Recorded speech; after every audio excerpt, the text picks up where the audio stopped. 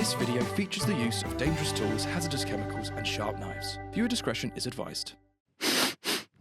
What a funny smell. No one noticed it till you did. It must be you. No, too far, no!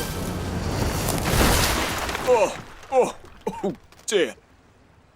Oh no, I don't think so. Do you know what I think it is? Oh. It's ditch water. Yes, ditch water, that's what it is.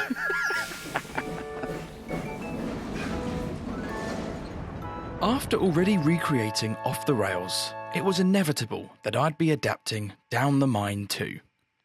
This story is of course also in the 8th Railway series book, Gordon the Big Engine, and was then adapted into the television show's first series finale. What's quite fascinating is that this was also technically the very first episode, as it was in fact the pilot for the entire show.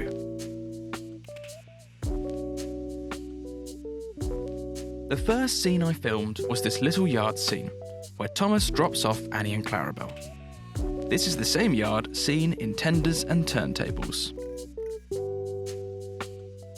I then moved to the junction. I haven't really defined where exactly this is. Maybe it's Knapford Junction, maybe it's Elsbridge, or maybe it is something else entirely. I reused the track plan from the previous set and just replaced the background buildings with some lovely grass mats. This one is from a site called propsforshows.co.uk, which has a bunch of really cool scenery items. I'm sadly not sponsored by them, but at least you know I'm being genuine. I use these custom-made platforms from Toad's Hall in Oliver's Cliffside Collapse, combined with Hornby's Great Waterton Station. They were cut from plasticard using a knife. Knife jump scare. This is a knife. It is very dangerous and scary. Stay back from the knife. It also has a chip in it, so I need to replace the blade, which will make it even sharper. I slowly started to add all of my scenic elements and covered up the big station with some grass mats. I know I'll need it soon, and it's more work to remove and rebuild than it is just to cover it up. With a few more little line-side pieces such as tufts, pallets and sandbags, lorries and mini buildings, the set was feeling pretty much there. It's made to only be seen from these front angles in front of the engines, as the set gets a little bit more barren further back. The opening shot was a real pain to get. I used a slider combined with the tripod head and tried to get this as steady as possible. It took a few tries and some friendly warp stabilizer, but we got there in the end. I'm looking forward to experimenting with a few more interesting shots like this. Stay tuned. And so now we come to the major set piece of the episode. The mines. Or is it the quarry? Well, it kind of looks more quarry now, but, you know, it's a bit of both, it's fine. I guess you could argue I was a bit lazy with this episode, as I decided again to just keep the same track plan. All 3 sets featured in this video have the same track plan, or at the very least these sidings at the back. The hole that I cut for the turntable was going to be used for the mine collapse. For now, I used the wooden piece I'd cut so that the ground could be level. I secured it by having a piece of wood stud run underneath and drilled it in. This is a drill. It is a scary piece of equipment that can cause damage. It can also fix things and is incredibly useful, but oh my, look out for the drill and its light.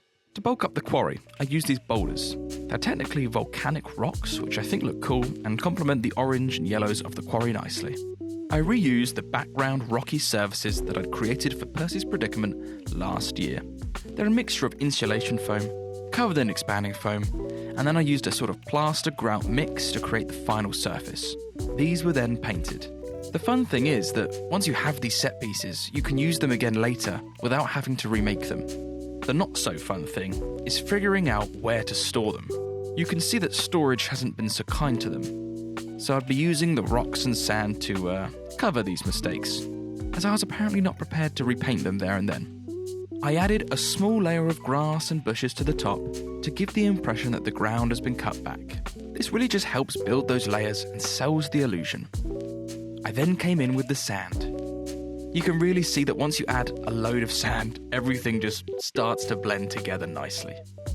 I used Woodland Scenic's coarse brown ballast, as opposed to my usual grey. I added a variety of Woodland Scenic's fine turf shades, again just to add a bit of variety and make the different shapes stand out a little bit.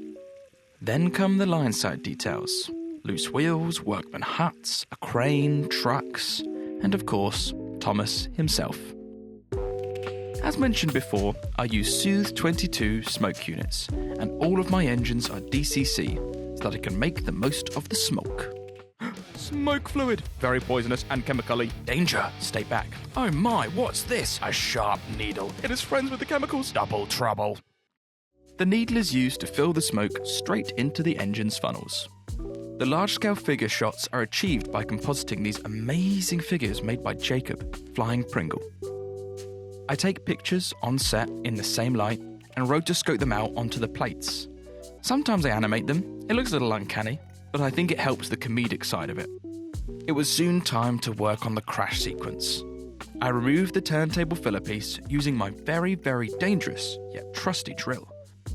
I realised that this piece of track was running along the edge. Technically, this is meant to be the safe track for Thomas. I shouldn't have made it so close. So I needed to make sure that I had some boulders underneath there. You can see I made sure that there was a little viewing area underneath the board so that the camera could get some shots of Thomas underneath ground level. I decided to use tinfoil, or aluminum foil for American viewers, as my rocky texture. In hindsight, probably won't do it again.